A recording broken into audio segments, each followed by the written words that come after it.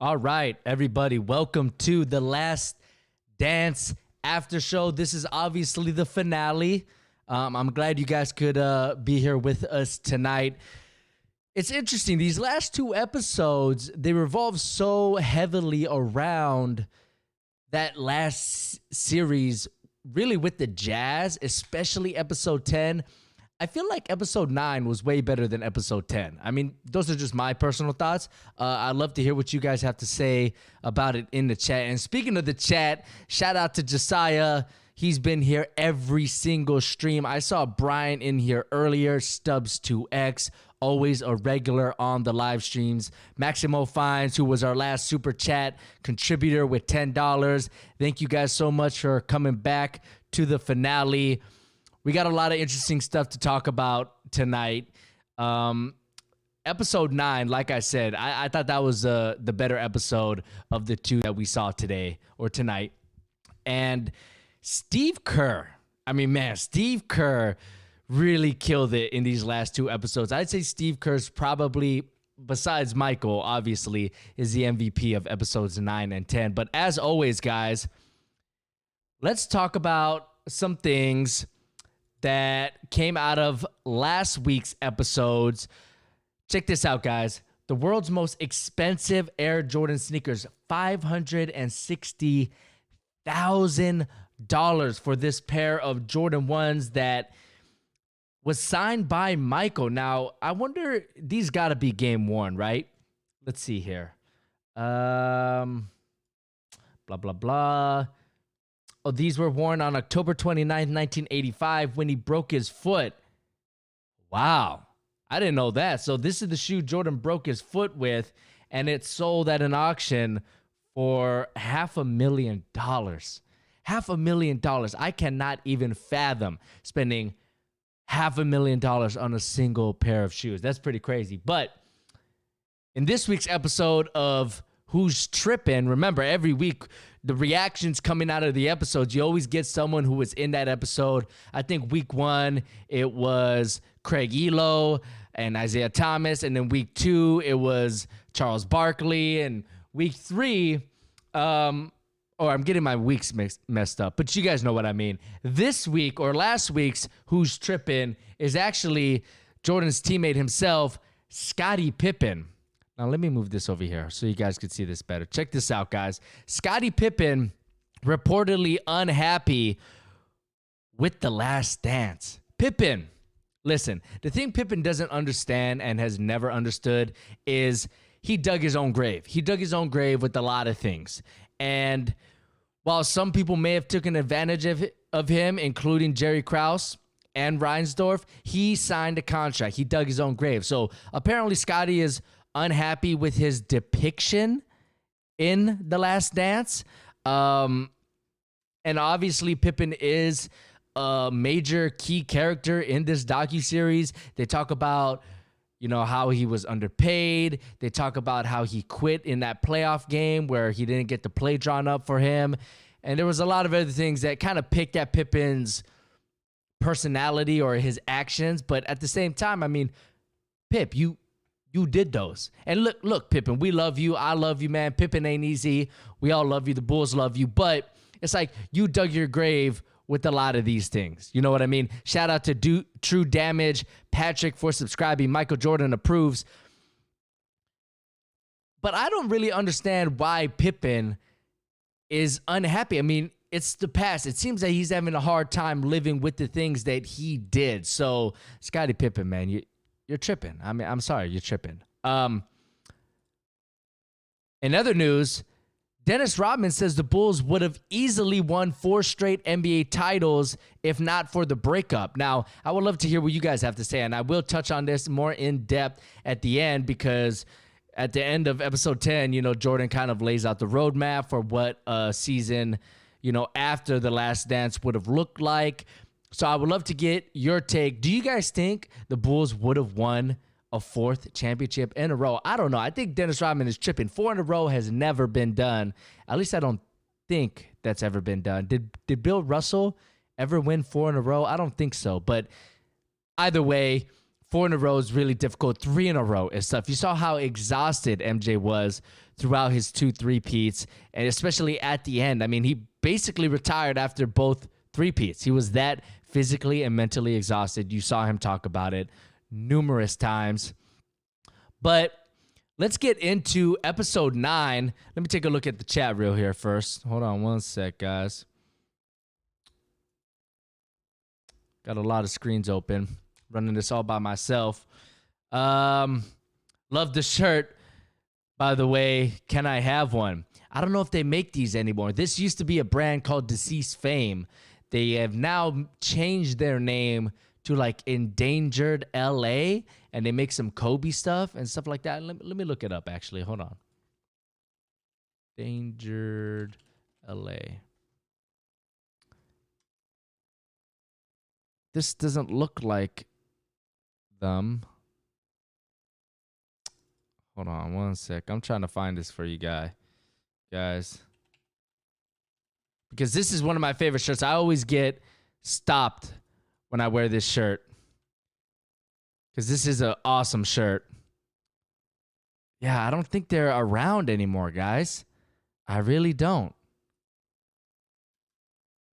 Yeah, their website is down. I'm sorry, guys. They're not around anymore. So I apologize, but yeah, this is one of my favorite shirts of all time for sure. Yeah, man, best sneakers of the week series is taking a break. The NBA took a break. We can't do them. So let's start with what I think was the most interesting part of both episodes tonight, but especially episode 9, and that was Steve Kerr. Now, obviously, I live in the Bay Area. I know Steve very well. Not personally, but, you know, he's always on TV here. He obviously is very relevant because the last dynasty in the NBA was his Warrior team. So, Steve Kerr, I mean, everything that should be known about Steve, I know about Steve. I know his career. I know what he's like now. I know what he was like then. As a fan of Michael Jordan, as a basketball connoisseur, you know, Steve Kerr is very well known in the basketball community and the basketball world. However, I never made the connection of Steve Kerr and his tragedy with his father and how Michael also had a tragedy with his father. And in episode 9, when the director asked Steve, did you and Michael ever talk about your dads? I had never connected those dots. I knew about both of them. I knew Steve Kerr's dad got murdered, and obviously Jordan's dad as well, but I never was like, did they ever talk about it? So I thought that was great by the director to bring that up, but I was shocked. I don't know if I was shocked. I don't know if shocked's the right word, but I was a little surprised that Steve said, yeah, we never talked about it. We never did, and obviously it went into Steve Kerr's father's history, which I thought was really interesting, obviously very tragic. One thing that they left out, though, I'm pretty sure this happened. Steve Kerr was in college. He was playing in Arizona, and he was on the road. It might have even been Arizona State, I think, or he was somewhere on the road, and the opposing fans started chanting, like, where's your father, in the stands, which when I told my girlfriend that, she was irate. She was absolutely appalled that anybody would cross that line. I don't know who they were playing. I'm like 90% sure that actually happened, and I was surprised that they left it out of the doc. Maybe they didn't get the rights. Maybe they just felt like people knew about that, but in case you didn't know, that did happen to Steve Kerr, and I believe it was fairly recent after his father had passed away and got murdered, which it's amazing people would think that that's okay. That's, hey, yeah, we should chant, where's this guy's father, after he was making the world a better place, right? He was a professor in Beirut. I don't know the politics behind that. I don't want to get into it, but he was a teacher. He was trying to teach people his knowledge, what he knew. And, you know, that's a sign of a good person, in my opinion. And trust me, we're going to get into teaching people knowledge and Michael Jordan in just a little bit here. But, you know, this dude died. He was an American, and he died. And other Americans are over here chanting, where's your father? I mean, that's just absolutely disgusting. Let Let me check the chat. Maybe you guys have some more insight on that, who he was playing or where he was. I don't really see anyone here, but yeah, that was very, very disappointing to Leica when I told her that. She just could not believe someone did that. I also told her in the heat of a moment when, the doc is getting emotional. So I definitely added fuel to the fire, but still inexcusable by every single person who chanted that at that game. Inexcusable. It's just awful. Now, what's interesting about when the director asked Steve Kerr, did you and Jordan ever talk about your fathers? And Steve said no. I wonder if I thought to myself, did Jordan know? Did Jordan know about this guy's dad? I mean, he probably did, right? It's hard to not know about that because it's so crucial to Steve's, history. But did Jordan know? And did he have that spiritual connection? Did he know that he and Steve had a connection and they just never talked about it? Because Steve said, it's probably too painful for the both of us to talk about it. And, we're guys, we don't really get in our feelings like that. But I wonder if Jordan was aware of that. And I was hoping that the director would ask Jordan the same question that he asked Kerr. Did you guys talk about your dads? But obviously that didn't happen. I wonder if the director did and Jordan said no and the director just cut that, response out because it doesn't really need to be there. And it may seem a little insensitive if Jordan's like, no, we never talked about that. And he didn't really follow up on it. I have no idea. It is a question I would like to ask the director if I ever had the opportunity. I think there's a couple things I would have liked to ask him coming out of this doc, but one of them would be like, did you ask Jordan if he and Steve Kerr ever talked about their dads like you asked Kerr? I thought that was very interesting. It was a huge missed opportunity, in my opinion, if they didn't ask him that question. But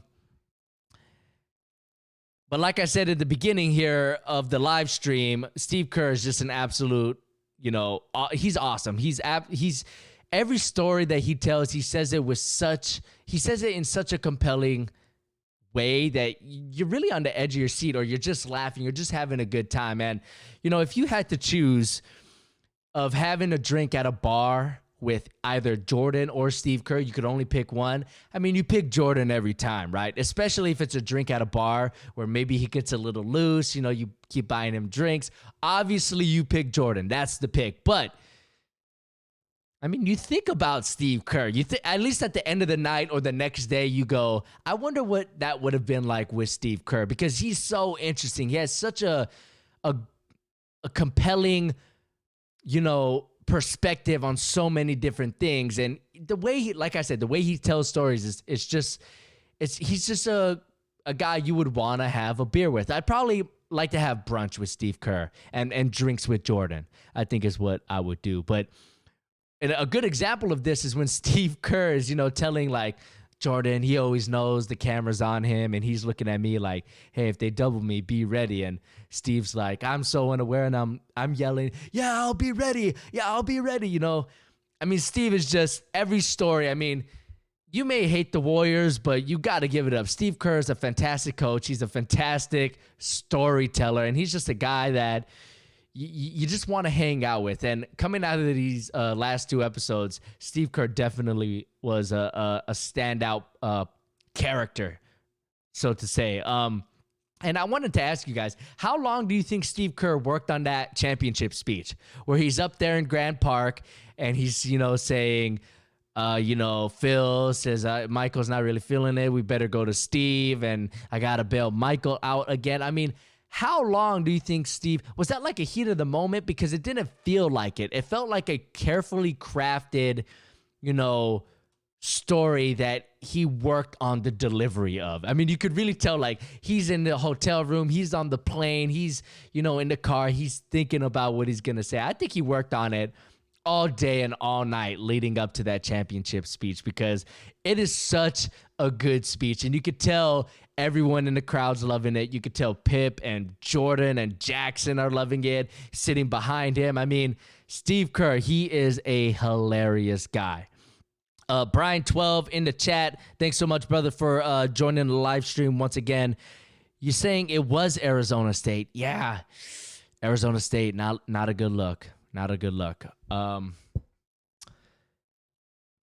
Josiah says it doesn't matter if he was American. Ridiculing another person like that is atrocious. Yeah, you're right, Josiah. But especially when it's an American going over to, I don't want to say he died for his country because he didn't. He wasn't enlisted in the military or anything like that. At least I don't think so. But, he was working for America. I mean, he was working at the American University in Beirut, and I don't want to get into whether that's America's right to go over there and impose, our ideals. Or I mean, that's a rabbit hole that I really have no business crawling in. I really don't. But for other Americans to be, saying that, I mean, we're all in this together. And you're right, Josiah, we're all in this together as humans at a surface level, but especially for a great American like Malcolm Kerr was.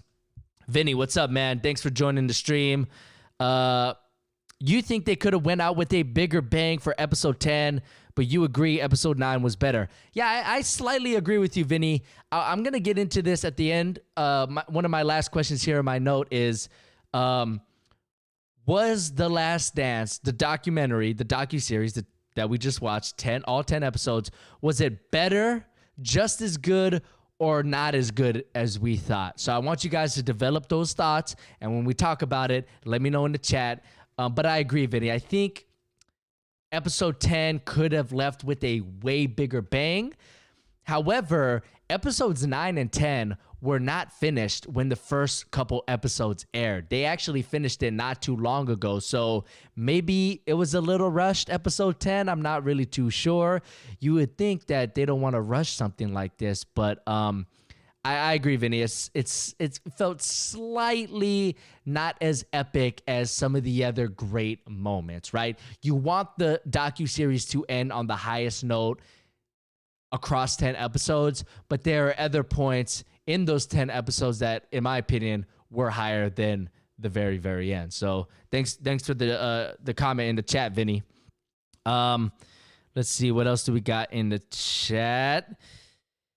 Off subject, I know it is basketball stream, but Jaren, please do a stream and play with some of your subs. Yeah, I'm thinking about doing a game night every week, but let's get back on track here. The second thing that I thought was a standout part in the first or the last 2 episodes was the flu game story. Now, when they were talking, when Tim Grover, I think that's his name, right? The trainer was talking about, how the flu game happened, I was losing my mind, guys, because I had always heard theories. I heard the pizza theory. I heard a sushi theory. We all know the conspiracy of he was actually hungover. I've heard all these theories, but I never heard a concrete, no, this is actually what happened. And so when Tim Grover was talking about, Jordan and they're ordering pizza and they found this one pizza place, and then, the pizza gets delivered and there's 5 guys to deliver one pizza, I was losing my mind because I'm like, holy crap, this is the flu game story. This is how it happened. I don't know if I missed a boat on this, guys, but to me, I was like, we're finally getting the reason why Jordan was sick. And Jordan said it himself. It wasn't the flu game. It was the food poisoning game, which, listen, guys, the flu game just rolls off the tongue way better. Flu game. So that's why it's called the flu game. And I always thought the conspiracy that he was hungover was ridiculous. I had just watched the flu game. I rewatched it recently with Leica, who had never seen it. And her and I both agree, like, he was sick. Like, he was not hungover. There's a difference between looking hungover and looking sick like Jordan did, and Jordan was not hungover. I mean, he was dead. And I think they could have done a little bit of a better job showing how truly physically exhausted he was, how grueling that must have been for him to go through that game with that illness. It truly was iconic. And as I was watching it, I just realized, like, all these Jordan stories that we're reliving in this documentary, the flu game, the Craig Elo shot, the winning on Father's Day, the first championship, all of this, all the stories, they never get old. They never get old, man. You could tell the most exaggerated version of the flu game. You could be like, yeah, we were thinking about taking him to the hospital. He was on life support. You can exaggerate it as much as you want. When you watch the flu game, it's just as good as whatever version of a story you were told about the flu game. I mean, the flu game is so epic. I highly encourage you guys to watch it. It's on YouTube. You could watch it right now if you wanted to after the stream. Watch that game. It is incredible what Jordan pulled off. And I think the overall theme of this docuseries is Jordan is just allergic to doubt, man. His body physically rejects doubt. If you doubt him in any way, at any level, it could be a little doubt like, oh, I don't know if you could jump off this building, Jordan, and survive. Jordan's going to take that personally, and his body rejects doubt, and he's out to prove a point. Like, no, you doubt me? Watch this. I'm going to prove you wrong. That's what I took away from this whole 10-episode docuseries. That Jordan is literally allergic to doubt. I mean, think about it. If you're allergic to something, you eat it, your body rejects it. It's allergic. You cannot take it.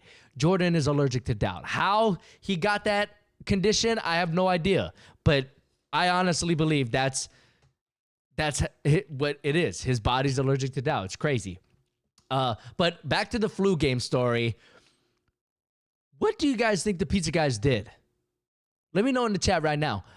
Because I asked I was like, what do you think the pizza guys did to make him sick? Because I think it's pretty clear the pizza guys made him sick, whether it was intentional or not. It could have been bad cheese. It could have been, Leica thinks they didn't wash their hands. But if you wanted to intentionally poison Jordan, washing your hands is a pretty low percentage of success, right? It might work, but it probably isn't. Listen.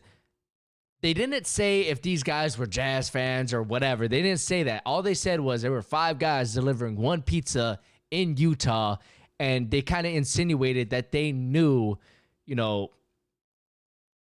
were delivering pizza to somebody on the Bulls. Or, I don't know. Did they know that it was a Bull? Yeah, definitely, because they knew it was a Bull or someone related to the Chicago Bulls, because I'd imagine Salt Lake at that time, you could figure out what hotel the Bulls were staying at, right? Everyone knows where the Bulls are staying. So when a pizza place gets a delivery to that hotel, obviously they didn't use Jordan's name. That we all know that. But if you're a pizza guy, you're like, wait a minute, someone's ordering pizza under like a name that sounds fake to this hotel. I think it's the Chicago Bulls, so they probably didn't know it was Jordan. Maybe they did. I don't know. But give me your guys' thoughts. What do you guys think? Do you think pizza guys poisoned Jordan purposely? Do you think they tried to poison a Bulls player? Did they know it was Jordan? And what did they do to poison him? Like, what could have... 69 viewers at the moment, by the way, guys. 69? Pretty good. But what do you guys think they did? They had to do something like old cheese. Had to be. But wouldn't that taste different? Jordan said he ate the whole pizza. Nobody else. I don't know. How? This is really confusing. We need to get to the bottom of this. Because if they did poison them, where did they get the poison? Did they just spray like roach killer? Would that even work? What did they do, guys? I want to hear from you guys. Let's take a look at the chat. Brian says the poison pizza vomit 12s just doesn't have the same rig as flu game 12s. I agree with you, Brian. I really, really want a pair of the flu games. Let's take a look here. How much are the flu games? Because I never had a pair. I really, really want a pair. This is one of my top 3 Jordans of all time. 425, 443. There's probably a bull market on these retro Jordan guys, but oh my God, I want a pair of these so bad. I just can't do it, guys. I don't got that cheddar on me right now. But I really want that. I agree with you, Brian. It doesn't quite roll off the tongue. Let's see. What else do you guys have thoughts on? See, Nepo, they put pineapples on the pizza. That's why Jordan got sick. Nepo, I'm disappointed in you, dog. I'm disappointed in you, dog. Hold on. Nepo.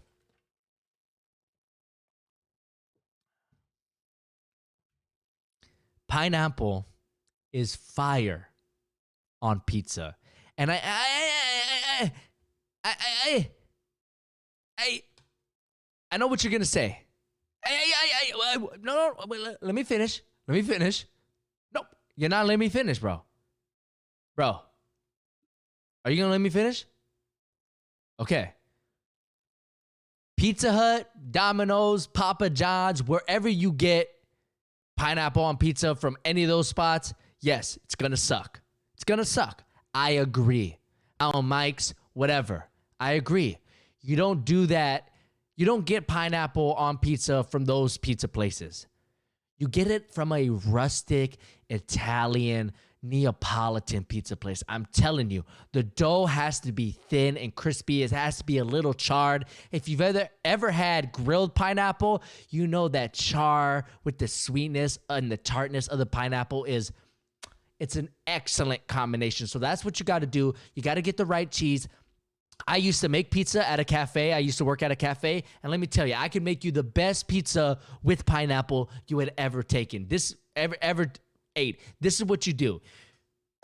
The crust, like I said, it's got to be charred a little. So super high heat in a pizza oven, okay, with flames. You got to get that going.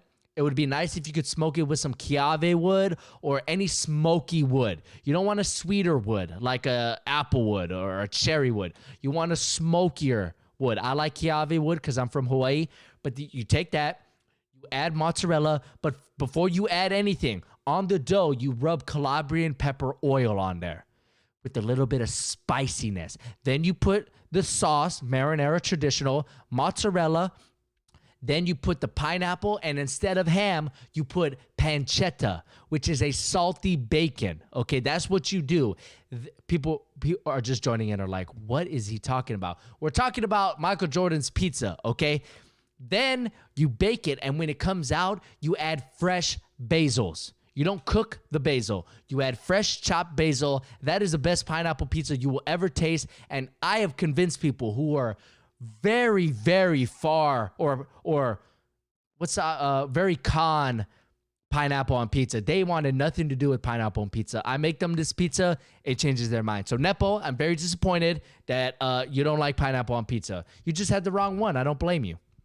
Let's see. David in the chat says they did it so the Jazz could win because when do you see five guys delivering a pizza? I agree with you, man. I absolutely agree with you, David. But what did the pizza guys do to Jordan's pizza to make him sick? Like, what are some things you can do? You know what I mean? That's what I want to know. There could be a documentary just on that, man. Definitely. Let's see. Fear of God says, oh, no. You guys aren't getting, they put some poison. Jet Money says they put some poison stuff on MJ's pizza. Yeah, but what poison? Like how? Let's walk through this, guys. You get a call, you connect the dots. Oh my God, we're delivering pizza to someone on the Chicago Bulls. They just readily have poison available. Like what poison? You know, what are they? Rat poison? That would kill him. I don't think you'd go that far, right? What are some things you could do? I think it's like bad meat, bad cheese, bad dough, something like that to upset his stomach, something like that. Because remember, back then there wasn't the internet readily available like we have it now. So they couldn't look up how to give someone food poisoning with household items. You know what I mean? There just wasn't that information. So I'd really like to see what the pizza guys did. Desai says, I think the pizza guys put some toxic waste / materials in the pizza and covered it up with other parts of the pizza. Brian says maybe some liquid from bad chicken. Ooh, rotten greens or seafood. That's a good one. Brian. You could probably mask rotten chicken juice in, like, you just stir it in the marinara and you won't taste it. Because if it was bad cheese, right, Michael would be like, this thing tastes funky. However, actually, you know what? I take that back, because I went to Michael Jordan's steakhouse in Chicago, which is excellent, by the way. I highly recommend the restaurant. But they had an appetizer, which was garlic bread with blue cheese fondue. Now, blue cheese is a funky cheese, so Jordan might actually enjoy if it was rotten cheese. You understand what I'm saying? He might be like, oh, stinky cheese? I like this, because one of the most popular items at his restaurant is blue cheese fondue. Okay, so it can't be the rotten cheese. I think Brian's onto something. Chicken juice, like in the marinara. I want to know, what kind of pizza was it? Was it a meat lovers? Was it a straight up cheese pizza like Macaulay Culkin goes with? Was it a margarita? I don't think it couldn't have been a margarita. No way, right?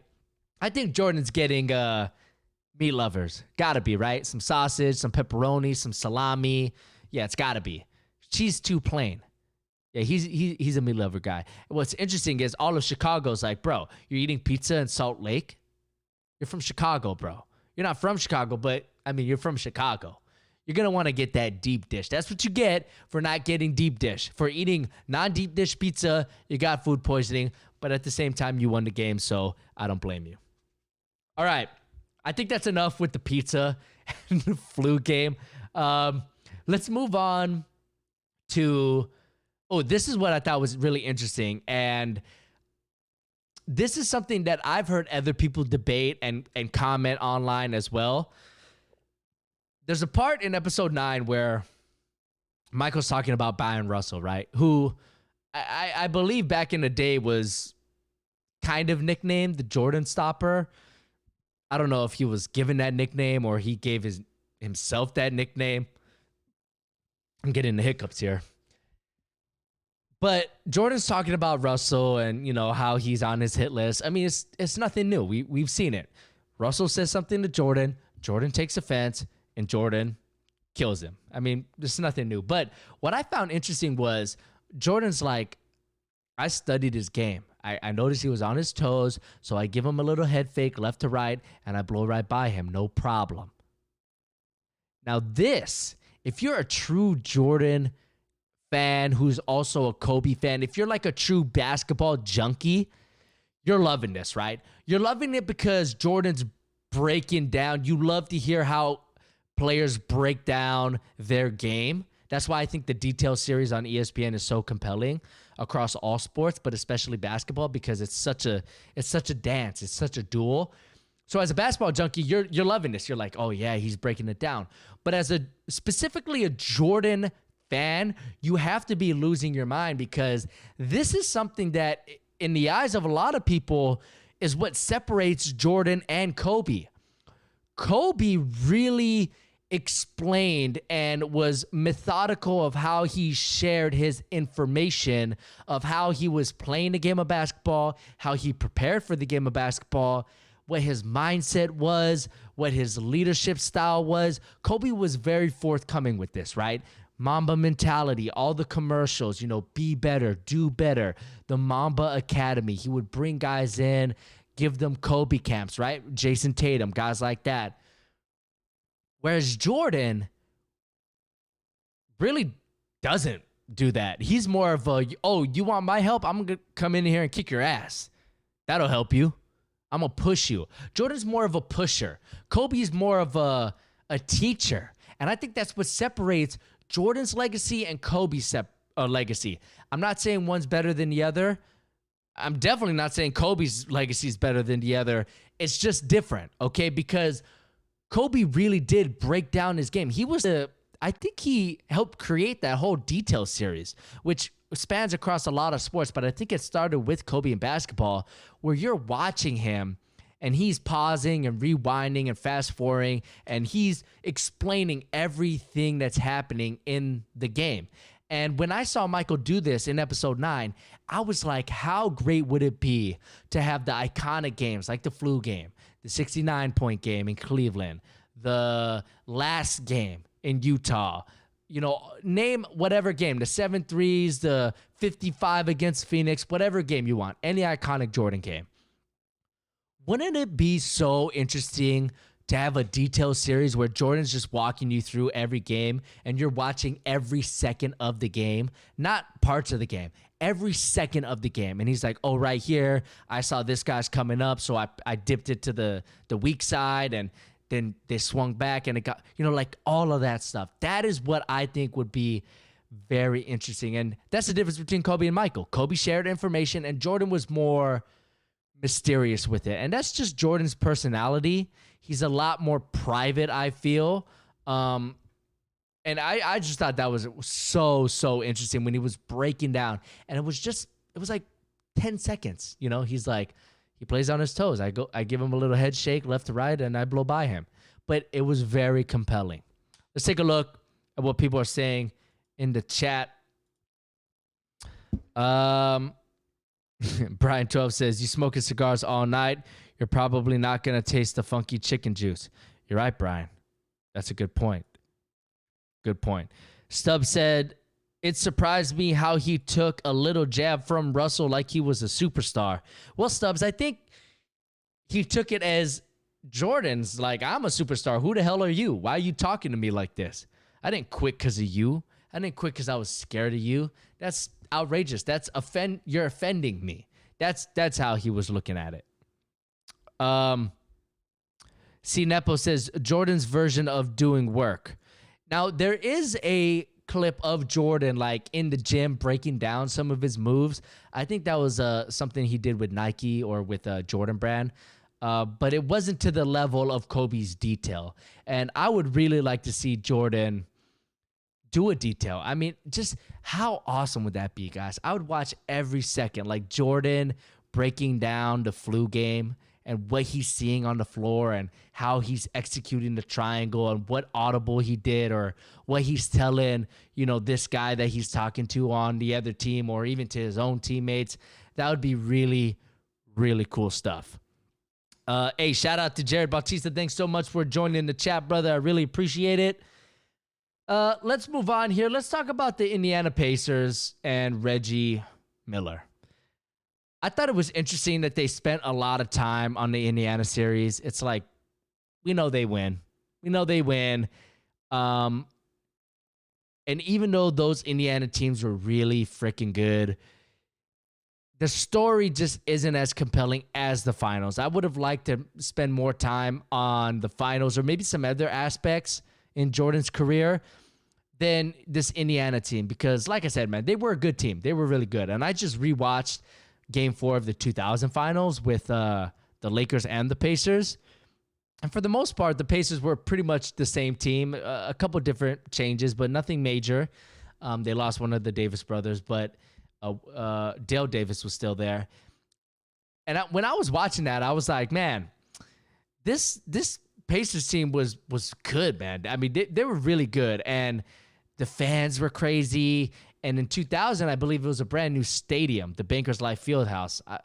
Is anyone from Indiana? When did the Bankers Life Fieldhouse get built? Let me look that up. November of 99. Yeah, so Jordan didn't play the Pistons or the Pacers in the Bankers Life Fieldhouse. But either way, whatever arena, those fans were crazy. And I thought it was awesome that they showed Karen in the crowd. Did you see that in Indiana? She's just ripping the Bulls bench. I believe she's like sitting behind a bench and she's just like totally ripping them a new one. I thought that was really fun. That was a really funny one. That was her name definitely was Karen, right? I mean, they're 100% chance. But that one fight that Reggie had with Jordan, where Jordan goes up and he's like trying to rip Reggie's eyes out. The thing about Jordan was he always looked so cool, right? And Ryan Russillo said this on one of his podcasts, or it might have been the Bill Simmons podcast, but every single second Jordan was on the floor, he was cool. There wasn't a moment where Jordan lost his cool or looked like he lost control. He was always cool. And even when he got mad at guys like Danny Ainge, in Phoenix or in Portland, he looked cool. He was always cool. But to me, I've always thought that one fight with Reggie Miller was the one single time that Jordan looked a little crazy. I mean, don't you guys think? I mean, he looked like he was losing his mind. He looked like he was trying to rip those big old Reggie Miller eyes right from his skull.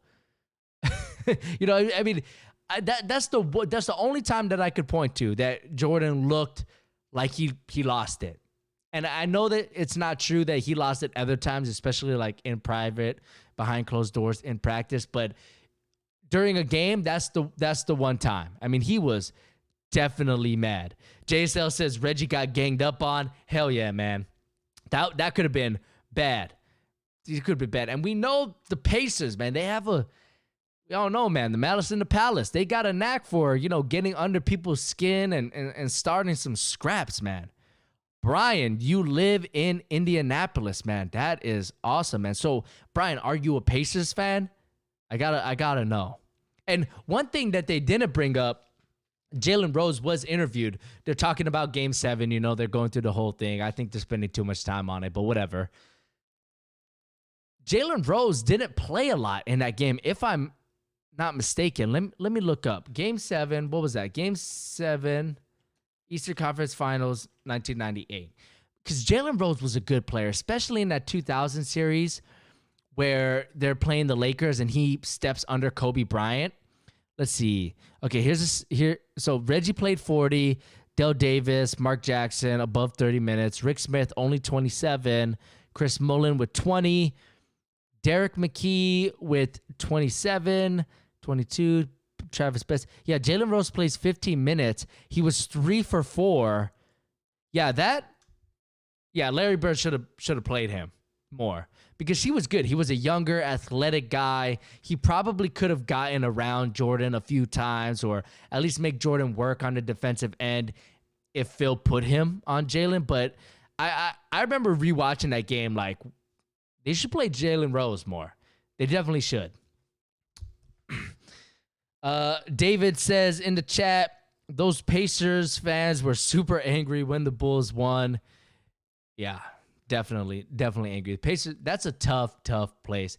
I mean, if you watch the 30 for 30 film, Winning Time with Reggie Miller and Spike Lee, you know, talking about Reggie Miller and the Knicks, Spike Lee said that when he went to a game in Indiana, it was the closest, this is his words and not mine, Spike Lee said it was the closest he had ever been to a Klan meeting, which I remember watching that, but like, did he just say that? Did he just say Klan meeting? I mean, that's pretty crazy, but that's how he felt at the time, and it just shows you, man, those fans in Indiana are absolutely crazy. Brian, you say you support the Pacers when the Bulls aren't playing, but MJ made me a Bulls fan. I was born in 85, so I had to. That's pretty crazy, man. You're a Bulls fan in Indiana. That's pretty crazy. Yidon Yang is asking me what my favorite fight of all time is. Are you talking about in the NBA, I assume? I don't know about my favorite fight, but I was watching the Malice in the Palace live. And I remember always watching SportsCenter and seeing, you know, a fight happen in a game or whatever. And I used to always tell myself, like, oh, man, I wish I was watching that live. And I remember when the Malice in the Palace happened and I was watching it live, I was like, oh, my God, it's happening live right now. I'm watching this live, and it was crazy. That's not my favorite fight because that's one of the darkest moments in NBA history. My favorite fight, oh, I got one. Rick Fox versus Doug Christie. That was a crazy fight. Is there a video? Can we look up that video, guys? Let me look. Rick Fox versus Doug. Because there was so much animosity in that series between the Lakers and the Kings that this just felt like a culmination. Like it was stuff was boiling over. Let's see if we could watch this together, guys. This got to be my favorite fight. Look at Shaq's suit, man. That's, oh my God. Okay, so I'm skipping ahead. My bad. Oh, a little elbow by Fox. Christie gets up. Oh, Rick Fox is out of line. Uppercut. Rick Fox with the open. Let's rewind. Rick Fox. Oh, can we slow this down? Look at this, guys. Rick Fox just open face, open palm hits him. There's the elbow, right? He gets called for the foul.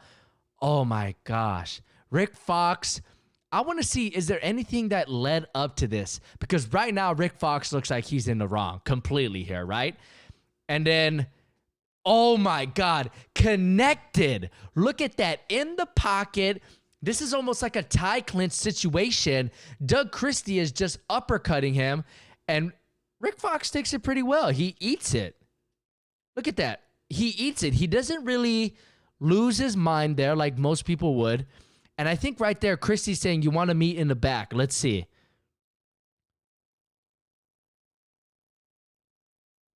I don't know. Something soft with the B word. But they do see each other in the back. Now, let's see what happens here. There's the elbow. Okay, we got super slow-mo. Oh, my God. That was unnecessary. Oh, I would punch him. I would punch Rick Fox, too. Because, look, he's like, I'm not doing anything. What do you mean? I didn't do anything. You ran into my hand. That is the most annoying thing ever. That is the most annoying thing ever when guys are like, oh, I didn't do anything. It pisses me off to no end. So that's well-deserved. Rick Fox deserved that uppercut, no doubt. Now, right there, they get ejected, I believe, and they're running because they're meeting in the back, and I believe Shaq gets in on the fight. Is that Shaq right there? No, he's too small. But here they are fighting in the back. There we go. Shaq comes. He was injured. And I remember people were really mad that Shaq put himself at risk. This is an epic fight, guys. Look at that. Man, this brings me back. Shaq in the all plaid from head to toe. The benches are cleared.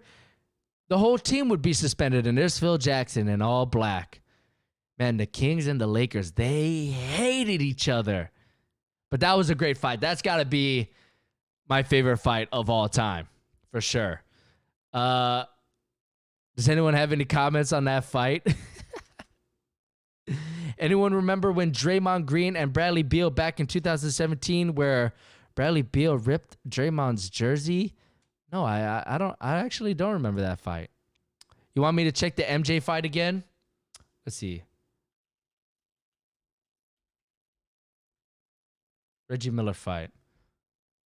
Yeah, look. This is in 93 too. Let's see what happens here. All right.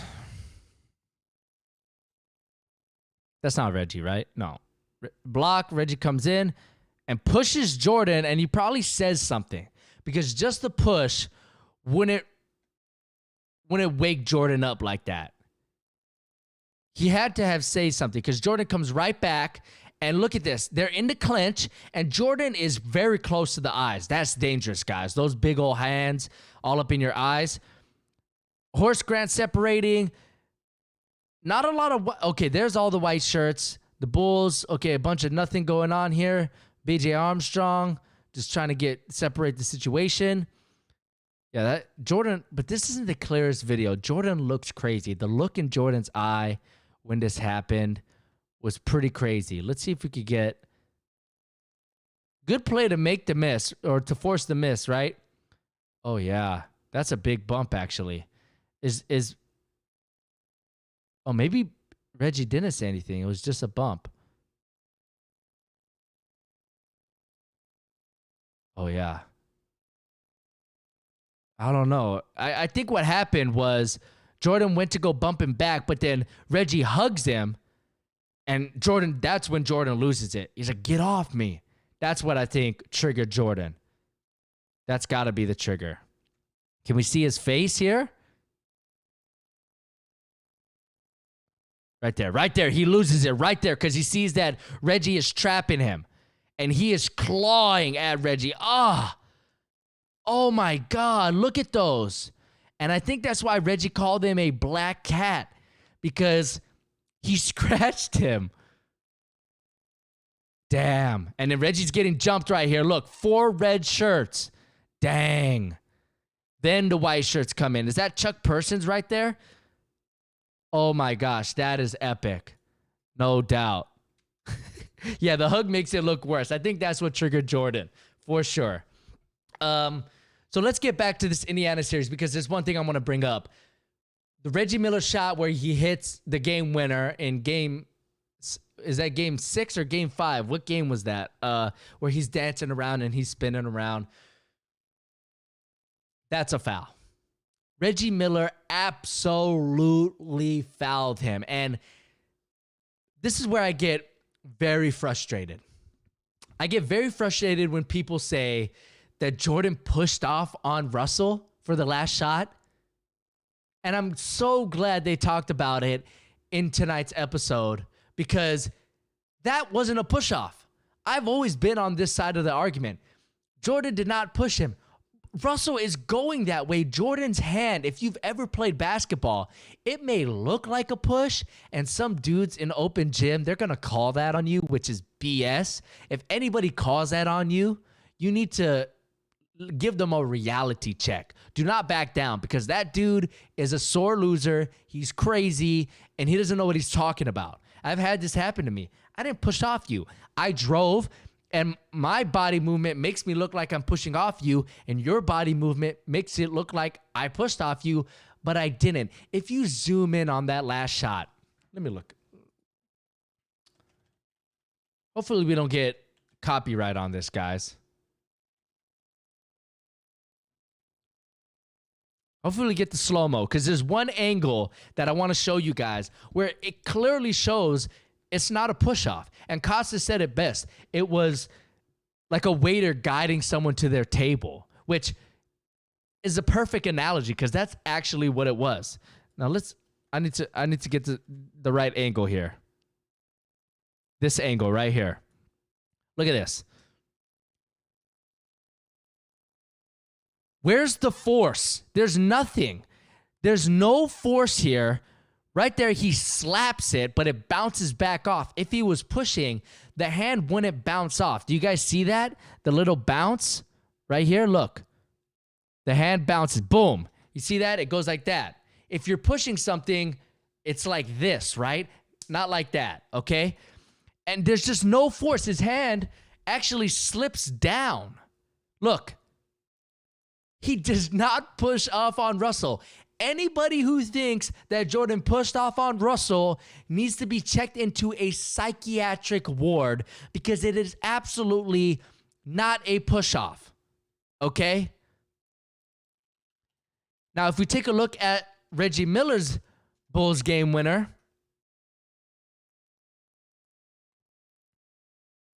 can you guys see this? Yes. That's a push-off. That's a freaking push-off. That's a foul. Oh, my gosh. Look at Jordan. Look at this, guys. Jordan starts. Look at where he is. He's right behind the free throw line. He gets pushed all the way out. What is that, 30 feet? That's a push-off. Incredible shot, though. Oh, my God. Big ball shot. Big cojones shot right there. And weird celebration, but you don't know what to do at that point. That's the biggest shot of your career. It's crazy. But where's the slow-mo? Oh, my God. How? Now, Reggie Smart, he said, right, I'm going to make these guys, the refs, force them in a position to make a call, right? And you're right. I mean, we want the refs to swallow the whistle, but this, I would have called it if I was a ref. I mean, how do you not? That's a push-off. Let's watch it again in real time. No interruptions. Get off me. Clutch.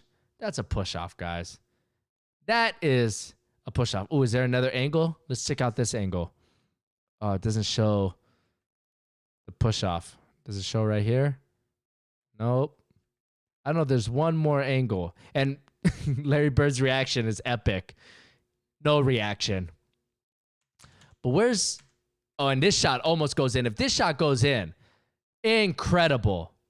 Right? Incredible shot. And look at Pippen's reaction.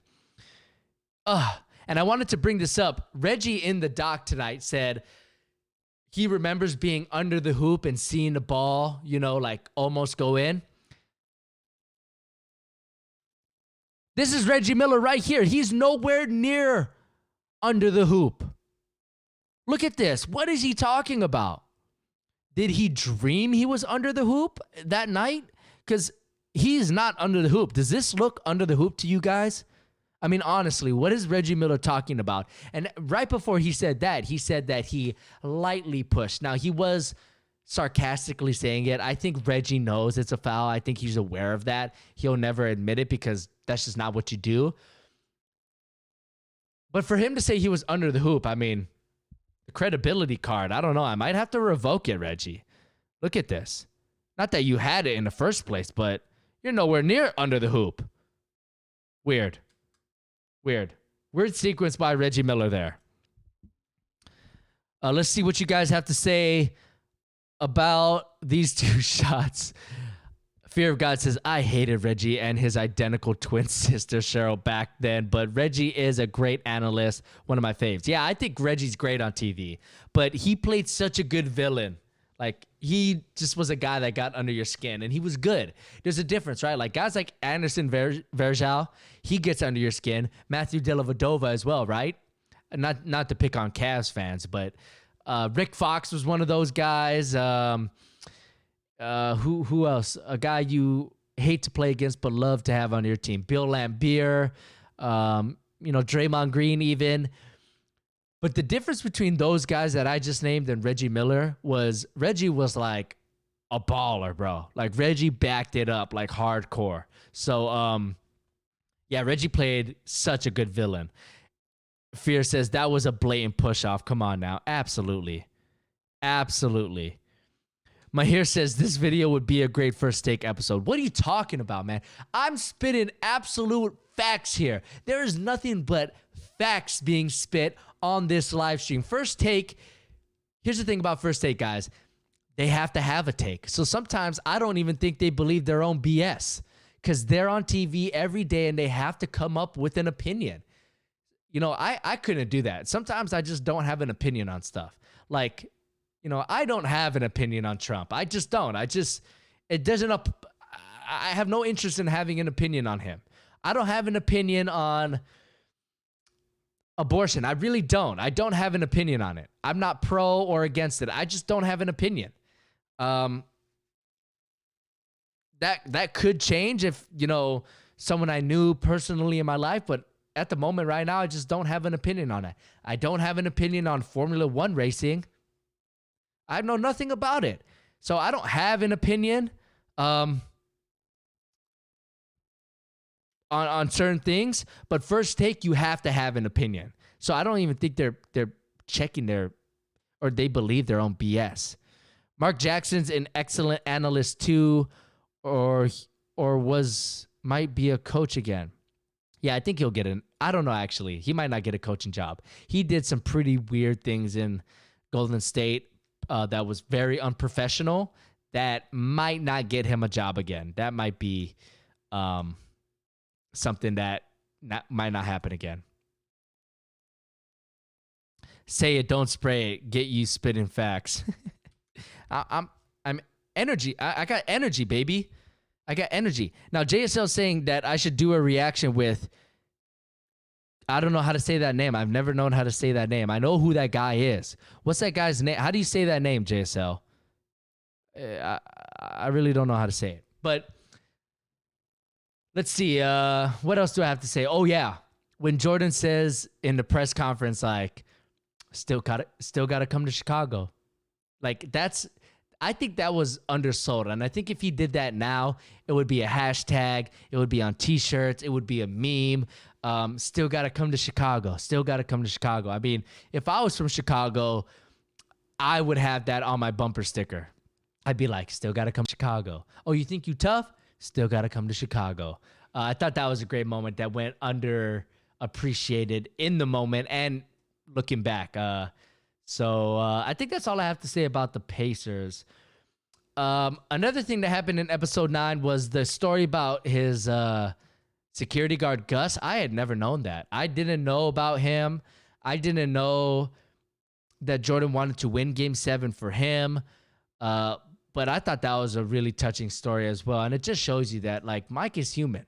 You know what I mean? He's got people he loves too, and he treats them just like you treat your family. You know what I mean? And I know I've said this in the stream before in our previous after shows, but I think what makes Michael so compelling is we deify him, right? He's a god to us. We built him up to be this untouchable deity. You know what I mean?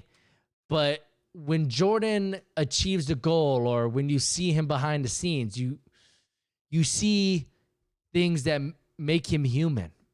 Him crying after winning the championship on Father's Day. You know, him crying when he won his first championship with his dad. You know, him and the story about his security guard, Gus. You start to realize that, like, this guy's a human being just like me. He may be a way better basketball player than I could ever be. He may be way more competitive than any human being ever, aside from Genghis Khan. But he's a human. He's like me, man. And I think that's what makes him so compelling. And hearing legends talk about Mike like there was nothing they could do, like hearing Reggie Miller, Charles Barkley, Patrick Ewing, Jalen Rose, not to say Jalen Rose is a legend, but, you know, a good NBA player, you know, a competitor, talk about Jordan like, you don't understand. I gave everything in these series, and there was nothing I or my team could do. It's really incredible. And I think that's what separates Jordan from guys like LeBron. Kobe kind of had that, where his peers said that Kobe's the toughest guy to guard in the league, no doubt. But with Jordan, it was just at another level. It really was. Josiah's asking, Jaron, last week you said you would show your favorite Jordan sneaker. Yeah, I might. That's coming at the end of the show, guys. Every after show we talk about an iconic Jordan sneaker. But let's get through episode 10, which isn't a whole lot. Like I said, I thought episode 9 was way better. But let's see. Just some quick notes on episode 10. I've never heard anyone call Dennis Rodman Dickie. Phil Jackson called him Dickie, which I thought was interesting. Dickie Rodman. Interesting. Dickie the Worm Rodman. That's an interesting thing. We talked about the last shot, how it was not a push-off. Oh, here's another thing about the last shot. Let me bring up the photo.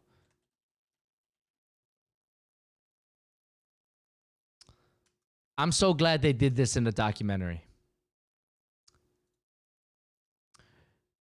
Do you know how many times I've looked at this photo ever since I was a kid? Which, by the way, I just ordered a book that I had when I was a kid. It was this huge book. It was called For the Love of the Game, My Story by Michael Jordan. And it was this big book. And it was almost like a picture book. There was words in it, but every page was a photo. And it was beautifully put together, high-quality photos, artistic photos, game photos, nice graphics, all of this stuff. And I had this book as a kid, the hardcover edition. My auntie Jen gave it to me after a soccer game where I think I scored like 3 goals, and my auntie was so proud, and she's like, "Look, you're good. You're as good as Michael Jordan." And she gave me this book. I've looked at that book so many times throughout the years. It just got old. It got beat up. I didn't, take care of it. I was a kid, I think I got the book when I was like 6 or 7. I just reordered a dead stock version of the book for like $60 I found one on eBay. It's still sealed in the plastic, guys. I think I'm thinking of unboxing it on a live stream when I get it, but I'm so pumped for it. I just reordered the book, but in that book, they have this photo. And ever since then, I've looked at this photo, and I've looked at these people in the crowd. You guys have no idea how many times I've looked at these people. Like, look at this guy. Just hands on his head. This guy's praying right over here.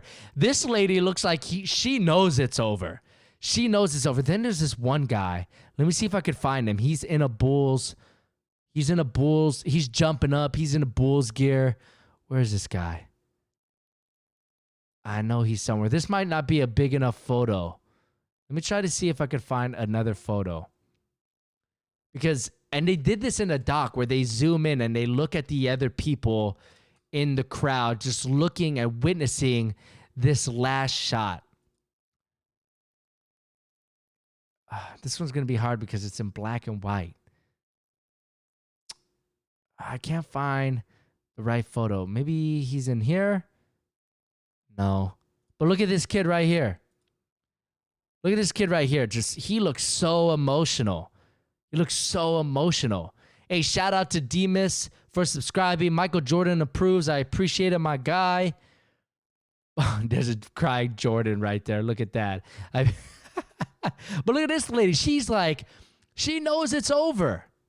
This guy's just like, I wonder if the ball's going to go in. But there's one Jordan fan who knows it's going in. I cannot find him. Let me take a couple seconds to find him, because I know he's in here. I'm going to look stupid if I can't find him. I'm going to look like I don't know what I'm talking about. I think he was up. He was up above. Because I've looked at this so many times, and I loved how they did it in the documentary. Because I feel like I can't be the only one who looked at this. You know what I mean? Is he in here? No. Yeah, I think he was at the top. Like standing room only style shot. Oh, this is a big photo. Let's take a look here. Yeah, this is a much more clear photo. But man, what I would give to be at this game. God, it actually makes me sad that I wasn't at this game, or I never got to see Michael play live. Makes me really, really sad, guys. I can't find this Bulls fan, guys. It's like finding where's Waldo. It's like impossible. Look at this guy. Hey, we need this photo. This photo that this guy's taking, we need that photo.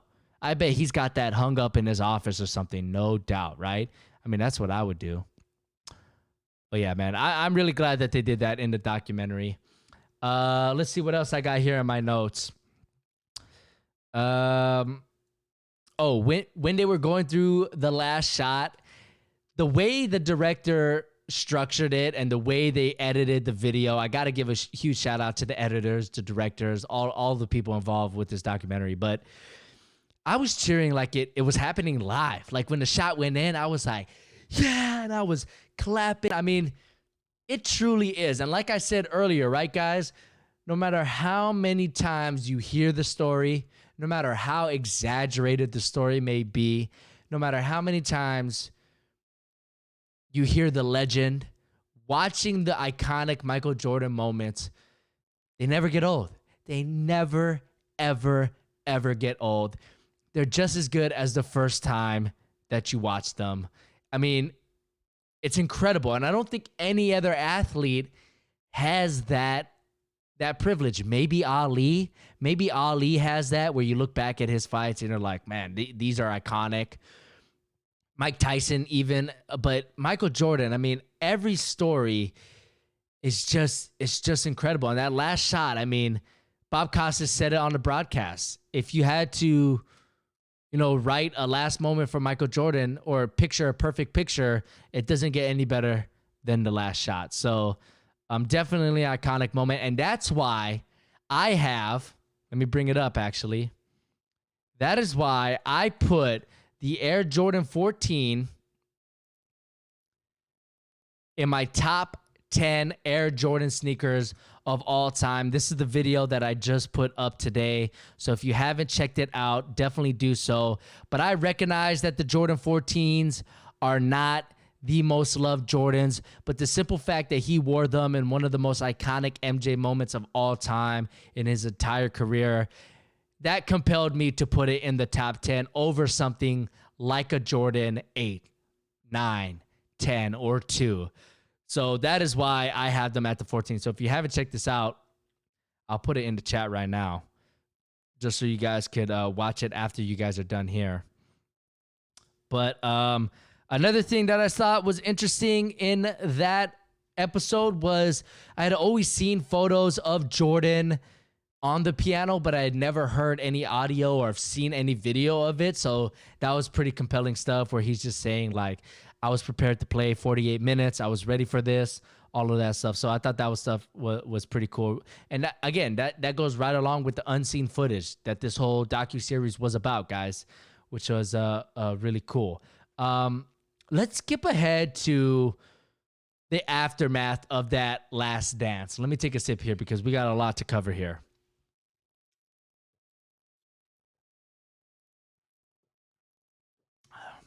Mark Anthony's asking, MJ shot against the Jazz or Kawhi shot against Philly?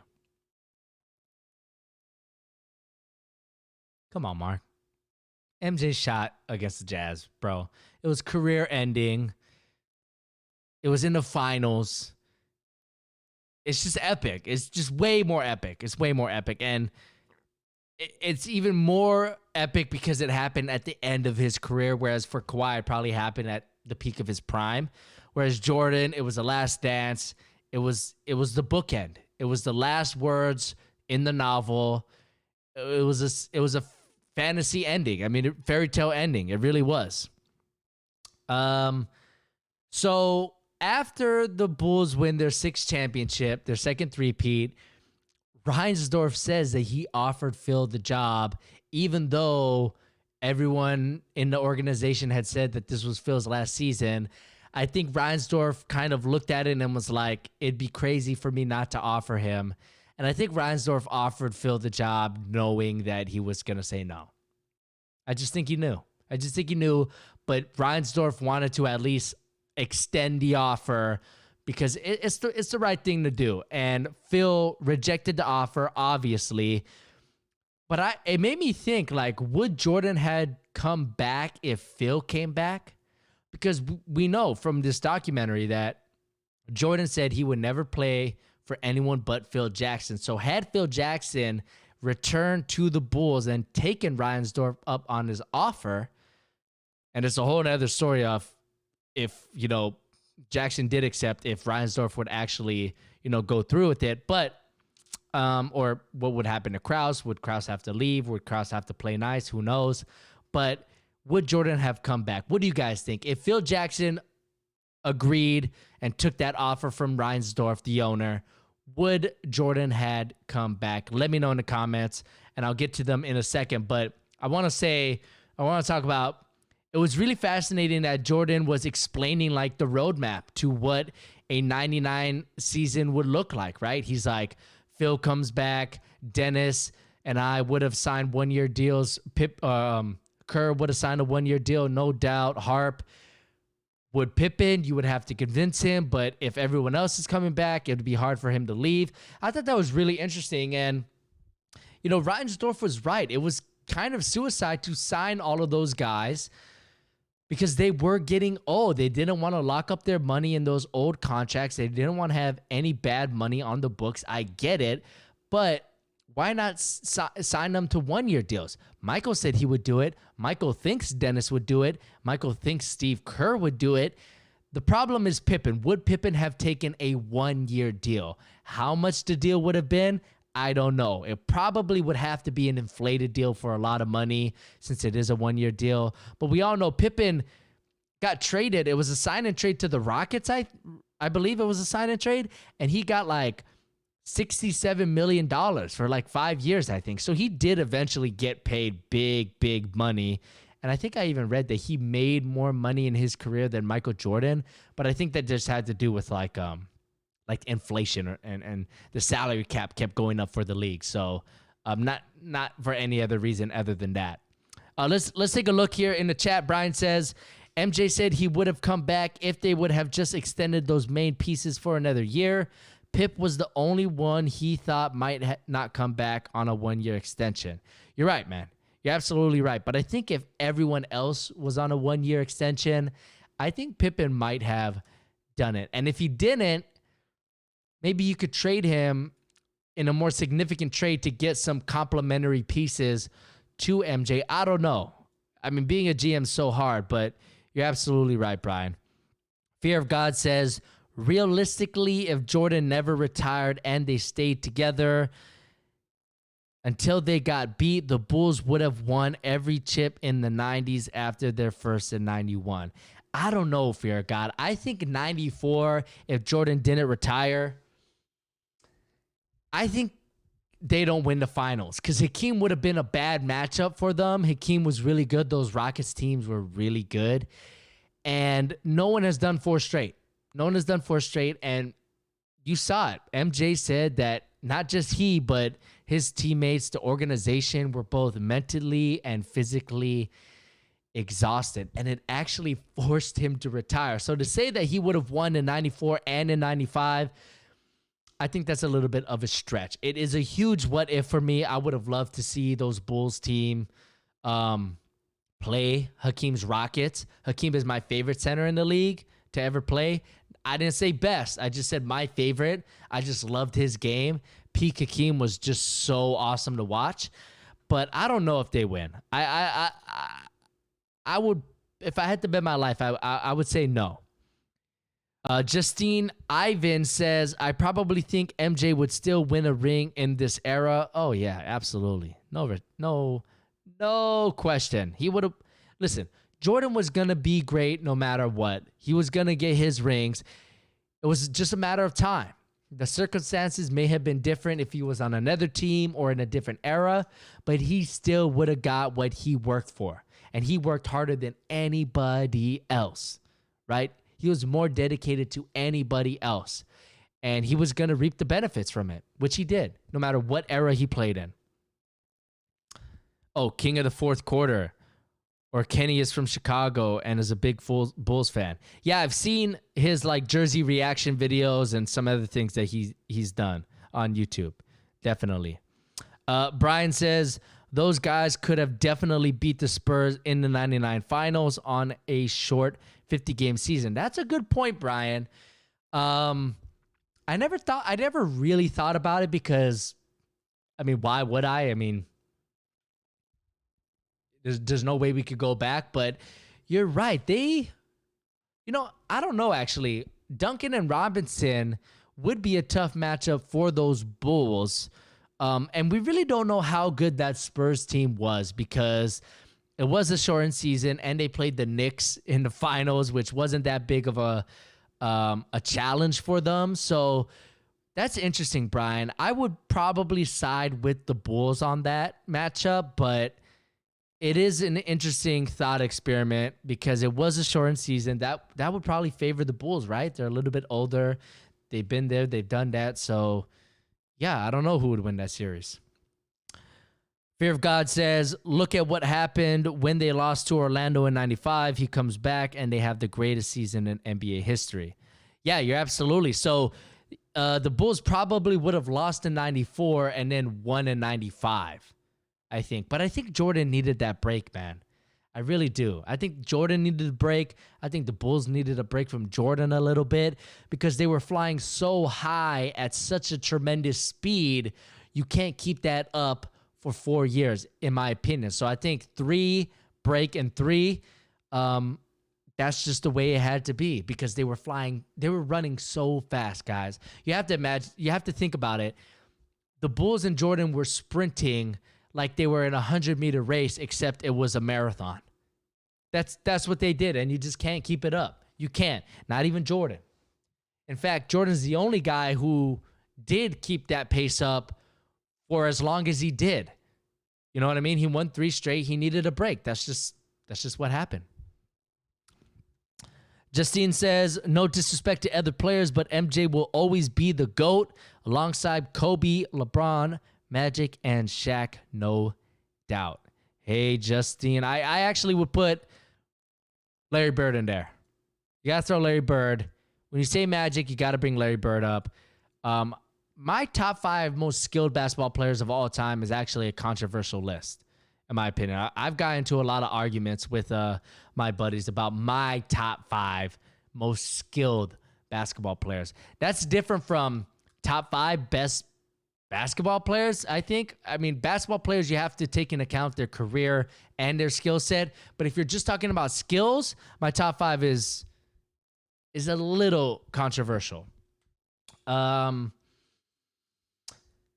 right. Last thing about here, episode 10, Jordan, saying that he's having a hard time dealing with the fact that he didn't try. And I thought this was a huge lesson to anybody who's a sports fan or Jordan fan. I just think this is a huge lesson in life. And Phil talked about it a number of times throughout the 10 episodes where he says success is real, success is there, and you have to be prepared, or I'm sorry, failure is real and failure is there, and you have to be prepared to fail when you step out on that floor. If you want to be successful, you have to be prepared that you might fail. You have to, because there can be no success without failure. It's the balance of life, right? There's no success without failure. On a basketball court, someone wins and someone loses. That's the nature of the game. Someone's going to lose. And if you're not prepared to lose, don't play. And I think Jordan learned that. Phil understood that. And it really hurts Jordan that he didn't get a chance to defend his title. And really, as odd as this may sound, I think it hurts Jordan that, or bothers him that he didn't lose. Which is weird, right? You would think like, nah, they can't beat us till we quit. We saw him saying that, or till we quit. We saw him saying that after he won his 6th ring. But I think Jordan would have liked to seen how far he could have gone, because there definitely is some things left on the table there, right? I mean, could he have gone 4 straight? Could he have, got more rings, 8 rings, 9 rings, 10 rings? Who knows? And I think it bothers Jordan that, he didn't know where his limit was. He didn't know how high he could have gone, which it's got to be infuriating. But that's pretty much all my notes on episodes 9 and 10. I want to finish up by talking about the docuseries as a whole. Was it better, worse, or just as good as we thought? I think it was just as good as we thought. I don't think it was better. I don't think it was worse. I think there's some things they could have done better. I think there's some things that we didn't need to talk about in this. I think we spent a lot of time on like Dennis Rodman. I think we spent a lot of time on things we already knew was going to happen, like winning that Pacers series and all of that stuff. I get it. You have to build suspense. You have to build an atmosphere. But there's some interesting things that they didn't talk about. Jordan's family was very absent from this documentary. And we all know Jordan pretty much had, I don't know if he had carte blanche or he had final cut, which if you don't know, final cut is you have to, if you have final cut, you approve the cut of the film that everyone's going to see. You pretty much could be like, I don't want that in there, add this, you have final cut. I'm not saying Jordan was in there editing the video, but he saw it. He might have had final cut and saw the episodes and approved them. I don't know, but he clearly was involved in what was being shown and what wasn't being shown. And I thought it was interesting that they didn't really talk about his kids. They showed some footage of him playing basketball with his kids. Jeffrey and what's his other kid's name? But his 2 sons and his daughter had like 5 seconds each, in the last episodes. So they weren't relevant at all. Maybe Jordan wanted to keep them private. I don't know. His ex-wife, nowhere to be found, nowhere to be heard from. They don't talk about it at all. In fact, the footage of his ex-wife on the table with him during his first retirement, she's in it like way quicker than a blink of an eye. Like she's barely in it. And it seemed like they were avoiding her. I don't know much about Juanita Jordan, but I thought it was interesting that they didn't dive into it. And I think that's why they called it The Last Dance, because I don't think Jordan wanted this to be his life documentary. I think Jordan wanted this to be his documentary about his career, if that makes sense. He wanted it to be about Michael Jordan, the basketball player, and things that relate to it. And his sons, his daughter, his ex-wife, they have nothing to do with his basketball career, which I don't know. I always thought it was interesting because Jordan had such a close relationship to his dad. And I don't know what his relationship is to his 2 sons and his daughters, maybe, or his daughter. Excuse me. But maybe it is really close and it's just private and we don't see that. But from the outside looking in, from what I see, from what I know, what I've been told, I haven't been told anything, I'm just saying like the stories that have been told through the media, through the documentaries and over the years, I'd have to guess that maybe they're not the closest family. But I could be wrong. But I would have appreciated if we got a look into that, because the family dynamic would have been so interesting. Because what would it be like if your dad was the most famous person on the planet? How did that affect his fatherhood? How did it affect your childhood? How did Jordan try to balance being a father with being Michael Jordan, everybody's favorite basketball player? I would have liked to seen his take on it. Like, maybe he regrets. And there's a theory floating around where when Jordan cried in that one episode where he's like, I didn't ask anybody to do something I didn't do. And he starts tearing up and he goes, break. Remember, I think that was the end of episode 7, I think. There's a theory that he might have came to the realization that he sacrificed his family to be what he became, which is the greatest basketball player of all time. Now, we'll never know. And I think it's a good thing that the director left that segment out where he says break open-ended. I think it implores us to talk about it. I think it implores us to speculate what it is. And to be honest, it's probably a combination of a lot of things. You guys know my thoughts on it. I thought Jordan felt disappointed that people think he's a jerk or an asshole because he wanted to win. He thinks that's a you problem. You don't want to win. Don't blame me for wanting to win. And, you know, he wants to be known as a nice guy. We saw it with his bodyguard, Gus, right? We saw it with his Scott Burrell's ex-teammates in the locker room in that one episode. He was a nice guy. And for people to attack his charisma and his, you know, interactions with other people, I think Jordan got frustrated. That's why I think he was crying. But it could be because he realized, like, where did all the time go? I was really close with my dad, but my kids don't have that with me. But again, we could be totally wrong, and they could be really close, and it could just be a private thing. We don't know. Brian says the 3 kids did an hour-long interview on The Breakfast Club. They're still close, and Jeffrey and Jasmine work for Nike. Marcus owns the trophy room. Yeah, see, I know all that, but Brian, what I'm trying to say is Jordan's relationship with his dad was so close. We saw that throughout these 10 episodes. I don't get that with his kids and Jordan. That's the difference. Now, it might be private, but Jordan and his dad's relationship wasn't. And that's the difference, you know? Maybe Jordan learned from his experiences having his relationship public. I have no idea. Michael in the chat says, Jasmine is brand director for Jordan Brand and Marcus runs his own company. One thing we missed in the last dance was Juanita, his ex-wife. Yeah, that's what I'm saying. And look, I know you guys are bringing up that the kids work for Jordan Brand and all that, but it's like, okay, they're in the family business, but that doesn't mean they're like tight, like super tight, like Jordan and his dad were. I mean, I don't know. It's just something that was left out. It was something that was left out from The Last Dance, in my opinion. Now, the last thing I want to talk about is I want to share with you guys something that I grew up with.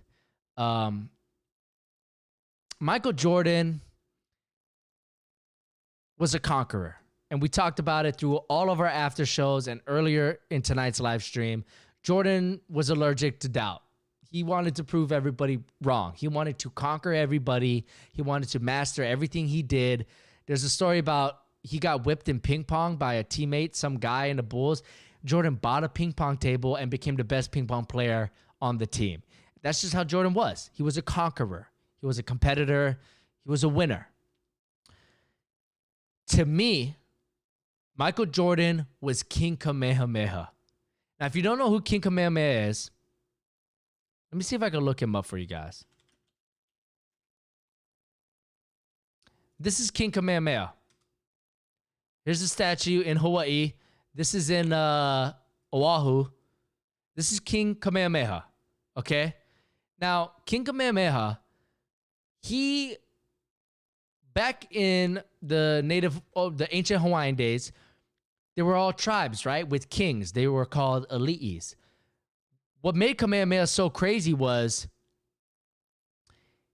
he united all the islands in the Hawaiian chain, in the chain of Hawaii. So he went to every village and beat every ali'i, and he conquered Hawaii, and he became king of all of Hawaii. He was a conqueror, and the native Hawaiian people revered him. It was good. He wasn't a tyrant. He wasn't a dictator. He wasn't any of those things. He was a leader. He united everybody, and he created a monarchy that I went to Camp Third. I went to King Kamehameha Third School. So his second son became king, and that's what Jordan is. He's King Kamehameha. He is a conqueror, and some people get it and some people don't. It's not for everybody. Just because you're not as competitive as Jordan, it doesn't mean anything's wrong with you. Just because you don't want to be in competition, there's nothing wrong with that, guys. But at the same time, if there's nothing wrong with being not competitive, there can't be anything wrong with being competitive. And my takeaway from this documentary is Michael Jordan has inspired so many people. I've been inspired by him. And I live my life every day a certain way, right? Who I am as a person, what drives me, my personality, my mentality, my philosophies.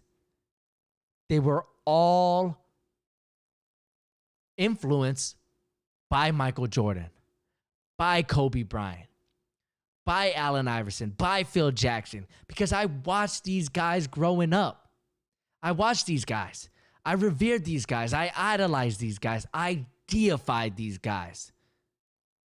And look, they may be bad tippers, they may be jerks to random people like myself, but what they did on the floor, what they did at their job, how they dedicated themselves to their crafts, that's what I'm inspired by. I'm not inspired by their charitable donations, their tipping habits, their charisma at a party with a bunch of people they don't know about, to people who are asking for their autographs every second of the day and how they might look like jerks when they deny them the autograph. That's not what I'm inspired by, guys. I'm inspired by what Jordan dedicated his craft to. That's what inspired me. And I think it's okay if he is a jerk in real life or whatever. That's fine. I'm inspired by Michael Jordan, the basketball player.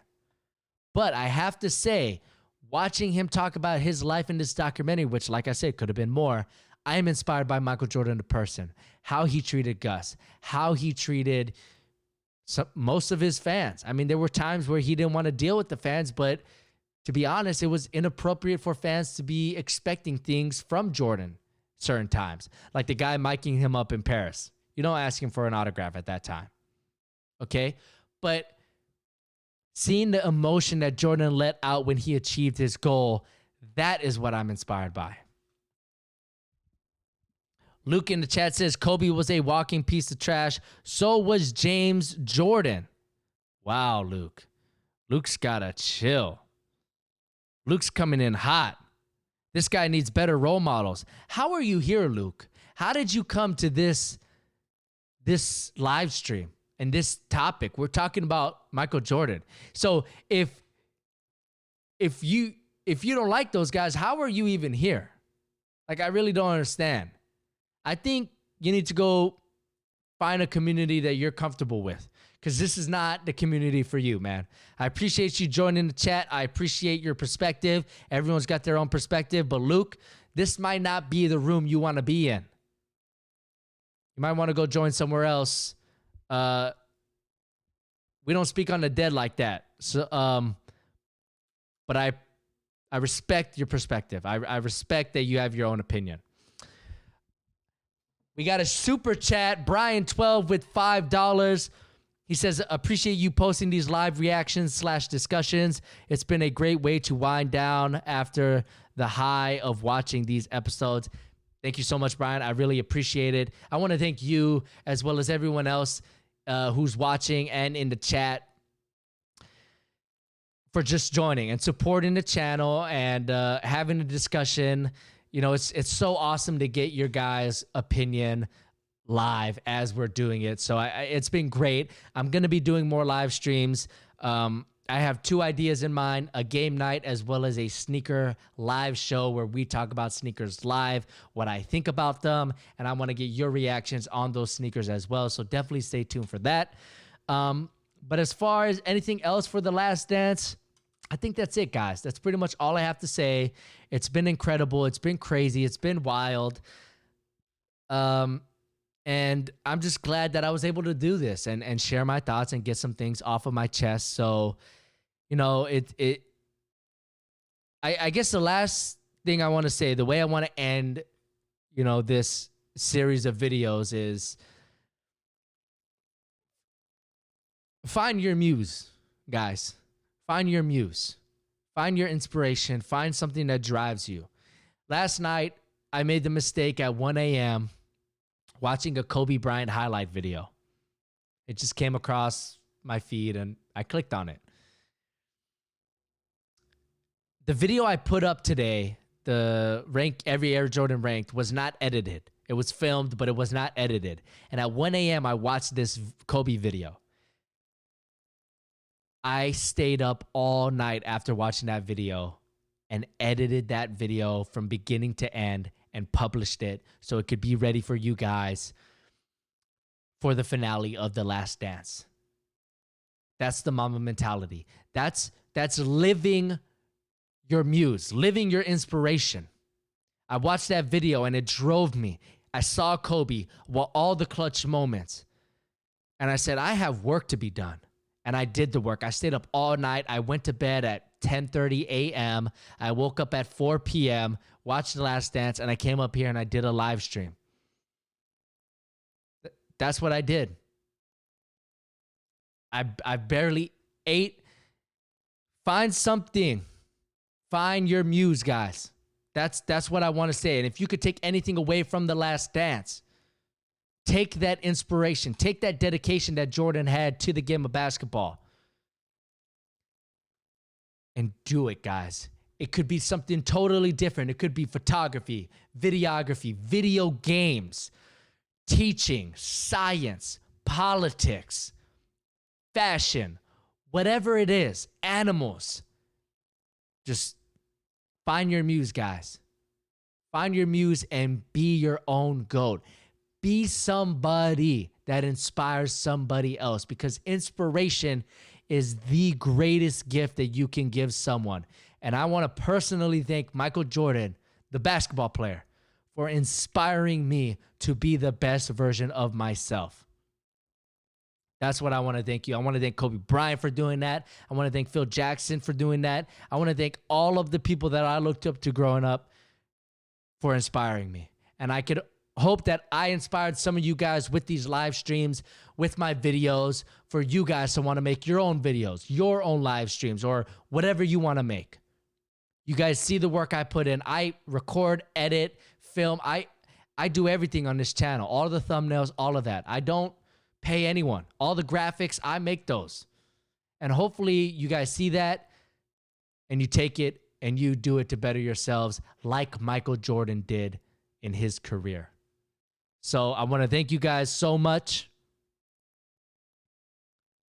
for joining the chat. I want to thank so much for you guys supporting the channel. If there's any way I could help you guys, let me know. I want to see you guys be all the best versions of yourself. And that's my takeaway from the 10-part docuseries of Michael Jordan's career, The Last Dance. I'll catch you guys in the next live stream. I love you guys all. If you guys enjoyed the stream, give it a thumbs up. That helps me out a lot. And I'll catch you guys in the next one, guys. Peace.